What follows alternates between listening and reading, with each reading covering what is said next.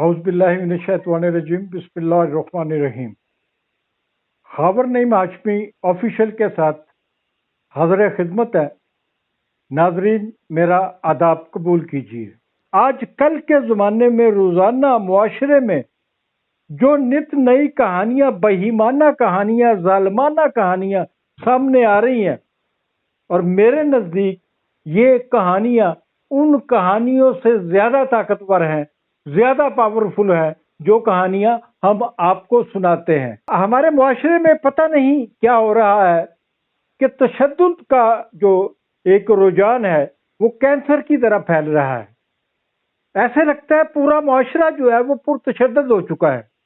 گھروں کے اندر تشدد، سڑکوں پہ تشدد، گلیوں بازاروں میں تشدد، شہروں میں تشدد، پورے ملک میں جہاں دیکھیں انسان پہ تشدد۔ جو واقعہ میاں چنو میں پیش آیا، توہین مذہب کے نام پہ ایک شخص کو جس طریقے سے مارا گیا، اینٹیں مار مار کر اس کی جان نکالی گئی، اور پھر اس کی لاش کے ساتھ کیا ہوا اس نے ہمیں یاد تازہ دلائی۔ ابھی حال ہی میں سری لنکا کے ایک شہری کے ساتھ سیالکوٹ ہی میں یہ واقعہ ہوا۔ سیالکوٹ ہی میں دو بھائیوں کے ساتھ اس قسم کا واقعہ ہوا۔ ہمارے دوسرے شہروں سے بھی بے شمار واقعات جو ہے وہ رپورٹ ہوتے ہیں، ہمارے سامنے آتے ہیں۔ ان واقعات کو، ان رجحانات کو، اس انتہا پسندی کو روکنا کیسے ہے؟ ہم نے اپنا کردار کیسے ادا کرنا ہے؟ یہ انتہا پسندی یا مذہبی انتہا پسندی یہ اتنے عروج تک کیسے پہنچی؟ جو پاکستان میں واقعات رونما ہو رہے ہیں، یہ ایسے لگتا ہے کہ یہ انسانوں کی بستی نہیں، یہاں درندے بستے ہیں۔ تو میں نے اس سوال کے اوپر ڈسکشن کے لیے آج میں نے پھر ٹیلی فون لائن پہ اپنے ایک بڑے عزیز اور محترم دوست کو لیا ہے، جن کا اس شعبے سے براہ راست تعلق ہے۔ پاکستان کے کونا مشق کرائم رپورٹر ہیں، کرائم رپورٹنگ کرتے ہیں۔ احمد فراز صاحب، السلام علیکم۔ جی وعلیکم السلام خاور صاحب۔ احمد فراز صاحب، آپ نے میاں چنو میں آج جو واقعہ رونما ہوا اس کی تفصیلات ہوں گی آپ کے بارے میں، آپ کے پاس، تو کیا کہیں گے کہ یہ کیا ہے، کیا ہو رہا ہے؟ خاور صاحب، آپ نے جو بات کی ہے، جو آپ نے مذہبی بات کی ہے، میں اسی سے بات شروع کروں گا۔ ہمارے جو وزیر اطلاعات پاکستان ہیں فواد حسین کی ایک بات مجھے یاد آ گئی کہ انہوں نے کہا کہ یہ فواد چودھری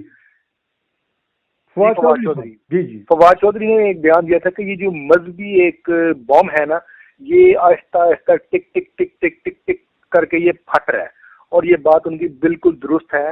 جس طرح آپ نے مجھ سے ابھی یہ سوال کی، جو پھر ایک واقعہ پیش آیا ہے پنجاب میں، پنجاب کے ضلع خانیوال میں، اور یہ بڑا ہی ایک اندرناک واقعہ تھا۔ ایک شخص پر ایک مذہبی توہین کا الزام لگایا گیا، اور نہ صرف الزام لگایا گیا بلکہ اس کو ڈنڈوں سے، لاٹھیوں سے، اینٹوں سے، پتھروں سے مار مار کر اس کو قتل کر دیا گیا۔ اور یہ واقعہ جو تھا، دیکھیں اب سے 2-3 ماہ پہلے ایک واقعہ ہوا تھا رونما۔ ہاں بتائیے آپ، 2 ماہ پہلے کیا ہوا تھا؟ 2 ماہ پہلے سیالکوٹ میں ایک واقعہ ہوا پریانتھا کا، جسے ہجوم نے مارا۔ تو دیکھیں خاور صاحب، بات پتہ کیا یہ لگتا نہیں ہے احمد فراز صاحب کہ پریانتھا والا جو واقعہ ہوا 2-3 مہینے پہلے، یہ اس کی ری شوٹ ہے، دوبارہ شوٹنگ کی گئی ہے، بالکل ویسا ہی سارا کچھ ہوا ہے؟ کیا وہ اس واقعے پر ہم بحثیت قوم، اس ملک کی حکومت، اس ملک کے ادارے، اس ملک کے علماء کرام ہیں، یہ اس واقعے کو مثال بنا کر لوگوں کو انسان بنانے کی بجائے ہم نے مزید درندگی پھیلا دی؟ اور صاحب، جب تک لوگوں کو عدالتوں میں انصاف نہیں ملے گا نا، یہ اسٹریٹ جسٹس کا یہ جو ہے نا ایک غیر قانونی کام، یہ چلتا رہے گا۔ دیکھیں، یہ کوئی واقعہ پہلا نہیں ہے۔ لاہور میں گریٹر اقبال پارک میں جو ہوا تھا ایک خاتون کے ساتھ، وہ کیا تھا؟ وہ بھی اسٹریٹ جسٹس تھا۔ وہ جو تھا وہاں پر ایک خاتون کو جس طرح کپڑے پھاڑے گئے، جس طرح اس کو بے لباس کیا گیا، اور پھر اس کے بعد پھر وہ ملزم باری باری کر کے سب آزاد ہو گئے۔ سیالکوٹ میں کیا ہوا؟ سیالکوٹ میں آپ نے خود بتایا کہ 2 بھائیوں کی، نہیں، یہ مجھے بتائیں کہ جیسے ابھی آپ نے گریٹر پارک والی بات کی کہ خاتون کے ساتھ جو کچھ ہوا، اور جب خاتون کے ساتھ جو کچھ ہو رہا تھا اور سینکڑوں لوگوں نے اس خاتون کے اوپر غلبہ ڈالا ہوا تھا، اور وہ بیچاری خاتون جو تھی सैकड़ों लोगों को नीचे दबी हुई थी। ऐसे लग रहा था कि एक इंसानों की कब्र उभरी हुई है और कब्र के नीचे एक मुर्दा पड़ा हुआ है, और उसका जो मुल्जिम है और उसके साथी हैं वो रिहा हो जाते हैं। ये किसका कसूर है? इसमें पुलिस कसूरवार है, अदालतें कसूरवार है, मुआशरा कसूरवार है? कौन कसूरवार है? ऐसे वाकयात के मुल्जिमों को सजाएं क्यों नहीं होती? सर खबर साहब सब कसूरवार है। वो मुआशरा, जिस मुआशरे में ये लोगों की पैदावार होती है, वो मुआशरा सबसे पहले जो इन लोगों को जन्म देता है, जो लोग कानून को हाथ में लेते हैं, जो मजहब के नाम पर लोगों को मारते हैं, उसके बाद फिर हमारा क्रिमिनल जस्टिस सिस्टम, जिसमें सबसे पहले पुलिस का रोल, उसको ठीक करना होगा। उसके बाद फिर अदालतों का रोल, उसको ठीक करना होगा। उसमें जेल का रोल, उसको ठीक करना होगा। हमारा क्रिमिनल जस्टिस सिस्टम जो है, जब तक ये सही नहीं होगा, लोगों को इंसाफ नहीं ये मिलेगा। हमारी जो मौजूदा हुकूमत है इमरान खान साहब की, इन्होंने कहा था कि ये जो इनके बुनियादी नकात थे उनमें ये था कि ये पुलिस इस्लाहात लेकर आएंगे, और ये भी अब इनका चल चलाव है, इनके जाने का वक्त आ गया है। ये पुलिस इस्लाहात नहीं लेकर आए, और पिछले 70 सालों में कोई हुकूमत जो है वो पुलिस को ठीक नहीं कर सकी। और ये पाकिस्तान जो है दुनिया में गर्दाना जाता है कि ये पाकिस्तान नहीं है, ये पुलिस स्टेट है। तो क्या ये पुलिस स्टेट ही रहेगा? बिल्कुल ये पुलिस स्टेट ही रहेगा जब तक उसकी वजह बताएं ना। हुक्मरानी नहीं हो। सर उसकी वजह ये है खावर साहब, जब तक कानून की हुक्मरानी नहीं होगी, कानून में तरमीम कानून की हुक्मरानी तो अहमद फराज साहब शुरू होती है पुलिस की FIR से। FIR से शुरू होती है ना, जब कोई वाकयात ऐसे रुकमा होते हैं। देखिए FIR क्या है? FIR एक इल्जाम है। FIR उस इल्जाम को साबित करना पुलिस ने है। शहादतें पुलिस ने इकट्ठी करनी है। वो शहादतें, वो चालान, वो सबमिट कराना है पुलिस ने। जब शहादतें ही सही जमा नहीं होंगी, जब चालान ही सही जमा नहीं होगा, तब कानून क्या करेगा, तब अदालतें क्या करेंगी? तो जिसके पास पैसा है तो वो अपने मर्जी की, आप कहना चाह रहे हैं कि रिपोर्ट बनवा लेता है पुलिस से अपने हक में, या मुहाफिज ही है। बिल्कुल सर, बिल्कुल ऐसा ही। मैं तो एक बात कहता हूँ कि अगर जैनब केस के मुलजिम को 60 दिन में सजाए मौत हो सकती है, या मोटरवे केस, रेप केस के मुलजमान को 3 माह के अंदर सजाए मौत अनाउंस हो सकती है, पकड़ा जा सकती है, तो फिर हर केस के मुलजिम को इतनी जल्दी उसका ट्रायल क्यों नहीं होता? अहमद फराज साहब, आप माशाल्लाह एक मजहबी आदमी भी हैं, दुनियादार भी हैं, मजहबी भी हैं, आपने हज और उम्रा वगैरह भी किया हुआ है। और आप ये बताइए कि ये जो मौजूदा रुझान है तशद्दुद का, इंसान पर तशद्दुद का इस मुआशरे में, इसमें हमारे मजहबी तबकात का कितना हाथ है? देखिए वो तो मैंने आपको पहले एक बात बता दी, जो बात की है ना फवाद चौधरी साहब ने, कि मजहबी बम जो है वो टिक टिक कर रहे हैं और वो फट रहा है। देखिए इसके लिए हम सबको मिलकर इस पे एक कैंपेन चलानी होगी, ना सिर्फ मोहल्लों में, गलियों में, मसाजिद में, बल्कि हर जगह पर बच्चों को, बड़ों को, हर किसी को इस बारे में आगाही देना होगी कि मजहब के नाम पर जिस तरह यहाँ पे इल्जाम लगा दिए जाते हैं, जिस तरह मजहब के नाम पर लोगों को यहाँ पर जेलों में भेज दिया जाता है, जिस तरह मजहब के नाम पर झूठे मुकदमे दर्ज करवा दिए जाते हैं, इस तरह अगर होगा तो उनको सजा मिलनी चाहिए। जब तक 182 क्या है? 182 ये है कि अगर आप किसी पर झूठा बहतान लगाएंगे, झूठा इल्जाम लगाएंगे, तो 182 के तहत आपको सजा मिलेगी। लेकिन माजरत के साथ खावर साहब, 182 का कुछ भी नहीं है जुर्म। अगर किसी ने किसी को ऊपर 302 का गलत पर्चा करवा दिया ना, अगर वो 14 साल 15 साल के बाद अगर रिहा होकर आके और ये पता चला कि इसने पर्चा झूठा कराया, तो वो बेलेबल ऑफेंस है। 182 का ये है, जब तक 182 को मजबूत नहीं करेंगे, झूठे मुकदमे दर्ज करवाने वालों को सजा नहीं दी जाएगी। आप मुझे अपने तजुर्बे की रोशनी में बताएं कि अगर किसी एक थाने में एक हफ्ते में 100 पर्चे दर्ज होते हैं, 1-2 सवाल मैं आपसे करूंगा, तो 100 में से कितने % पर्चे सही होते हैं और कितने % गलत होते हैं? पहले तो खबर मैं आपको बता दूं, एक थाने में आजकल 400 पर्चे हो रहे हैं। 400 पर्चे 400 जो पर्चे हो रहे हैं, उनकी तफ्तीश के लिए सिर्फ एक थानेदार मुतय्यन है। और आपने एक दिन में जितने भी एक थाने में एक दिन में 400 पर्चे होते हैं? नहीं, मैं एक दिन में नहीं, मैं कह रहा हूँ कि एक थाने में अगर 6000 पर्चे दर्ज हुए हैं ना, तो वहां पर एक थानेदार को 400 से 500 مقدمات دیے جاتے ہیں تفتیش کے لیے. ایک تھانے دار کو آپ مجھے یہ وہ بتائیں کہ ایک تھانے دار وہ 400-500 پرچوں کی تفتیش کیسے کرے گا؟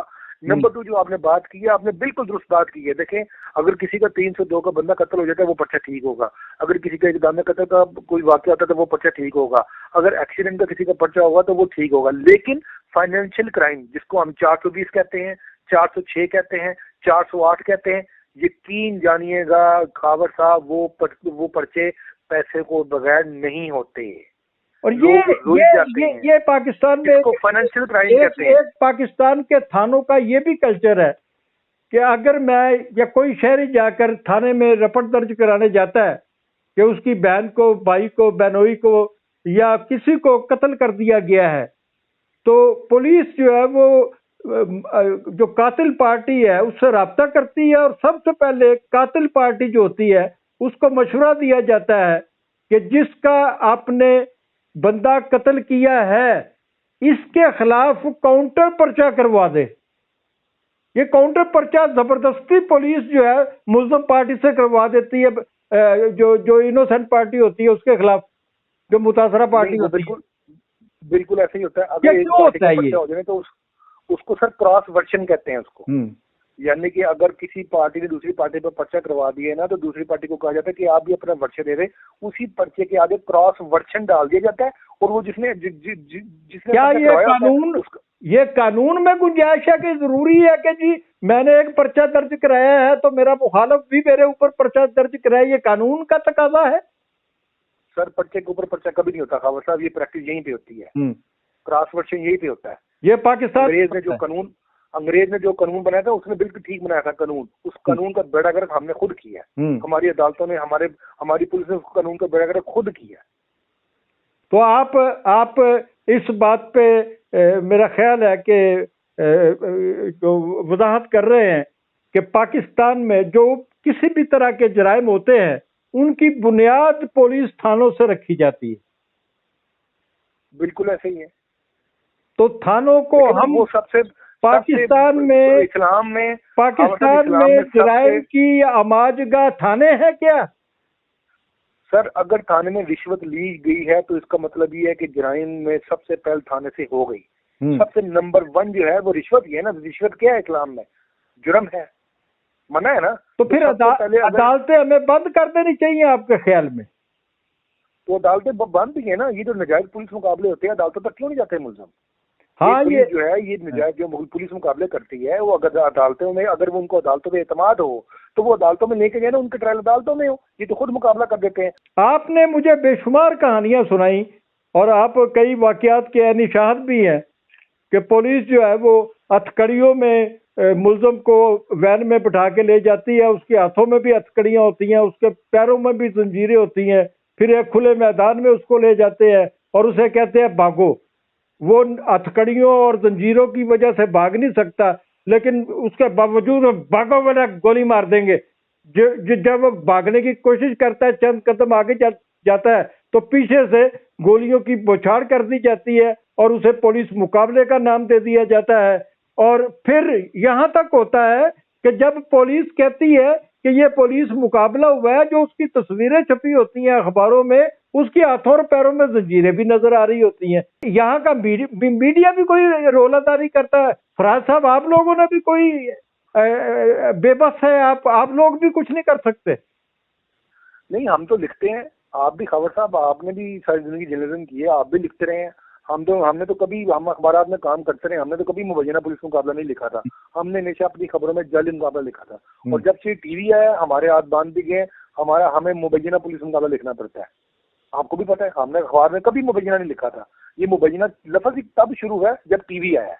پاکستان میں انسان ہی غرغارت انسان ہے. میاں چنو میں جو واقعہ رونما ہوا، میں اسے مذہبی انتہا پسندی نہیں، اس کو حیوانیت اور درندگی سمجھتا ہوں.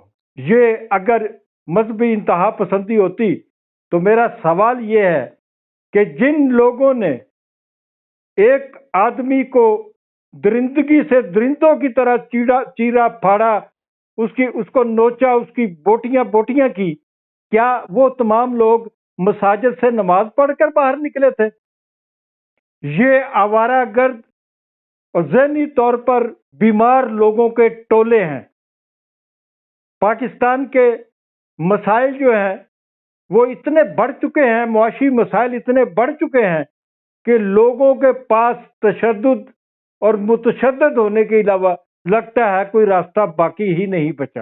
میری آج پھر آپ سے گزارش ہے کہ خاور نعیم ہاشمی آفیشل کو سبسکرائب کریں، لائک کریں اور دوستوں کو فارورڈ کریں۔ آپ کا بہت شکریہ۔